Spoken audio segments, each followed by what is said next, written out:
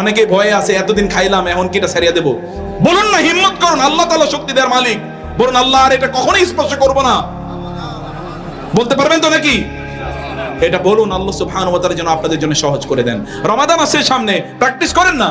এই যে সামনে রমাদান আসছে, এখন আমি অনেককে বলবো 2 নম্বর যে কাজটি, প্রিয় ভাইরা, বহু জিনিস এই যে আমরা এই যে উলামায়ে কেরামরা আছেন, এই যে জামা আছে না, এই টুপি, এই যে দাড়ি, এই যে জামা, এগুলোর কারণে বহু হারাম কাজ থেকে আল্লাহ তাআলা আমাদেরকে আল্লাহ রক্ষা করেন নিজের হাতে। কিভাবে রক্ষা করেন জানেন? এই দাড়ি টুপির কারণে খারাপ জিনিসের দিকে তাকাতেই পারি না। এই টুপি, এই জামা কাপড় নিয়ে কি সিনেমা হলে ঢুকতে পারবো?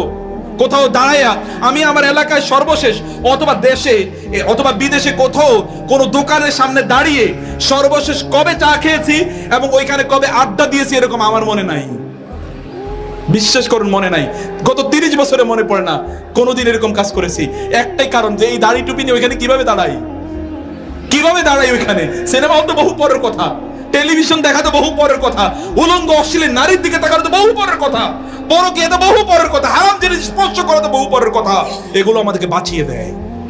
এগুলো আল্লাহ সুবহানাহু ওয়া তাআলা বাঁচানোর জন্য বহু আইটেম আল্লাহ তাআলা তৈরি করে দিয়েছেন। এখানে অনেকের এখনো দাড়ি নাই, এমন 2-4 জন একটু হাত তুলে বলেন তো যে আপনারা এখন থেকে দাড়ি রাখবেন ইনশাআল্লাহ। মাশাআল্লাহ, মাশাআল্লাহ, মাশাআল্লাহ। অনেকেই তোলেন নাই, তাতে কি হচ্ছে? আমার কি তাতে কোনো লস আছে নাকি? আমাদের কাজ হচ্ছে এই যে আমার শাহিদ ভাই এবং ওই যে ওলামায়ে কেরাম, আমাদের কাজ হচ্ছে দিনের কথা বলে যাওয়া।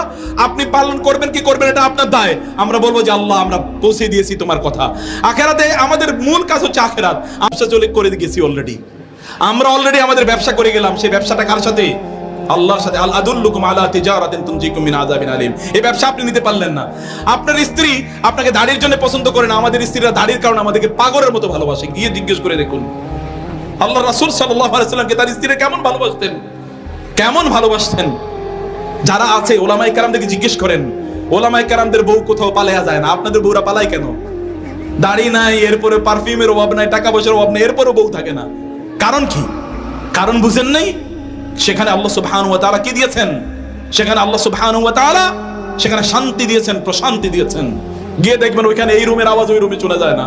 গিয়ে দেখবেন। আর আপনাদের আওয়াজ তো বাজার থেকে শোনা যায়, আপনাদের বাসার আওয়াজ তো বাজার থেকে শোনা যায়। প্রিয় ভাইরা, এটা করবেন। তাওহীদ পূর্ণ জীবন যাপন করুন, শিরক থেকে নিজেকে রক্ষা করুন, শিরক থেকে নিজেকে বাঁচান। ইবাদত হবে কার? কেবল আল্লাহর। দোয়া হবে, প্রার্থনা হবে কার? মান্নত হবে কার নামে? কোন ব্যক্তি যদি আল্লাহ ছাড়া অন্য কারো নামে মান্নত করে, অমুক বাবা তমুক বাবা, তাহলে ওই ব্যক্তি ফাকাদ আশরাকা, সে ব্যক্তি শিরক করলো। আর যেই ব্যক্তি আল্লাহর সাথে শিরক করে, ফাকাদ হারামাল্লাহু আলাইহিল জান্নাহ ওয়া হুন নার, আল্লাহ তাআলা তার জন্য জান্নাতকে হারাম করে দেন এবং তার জন্য জাহান্নামকে চিরস্থায়ী করে দেন। ঠিক।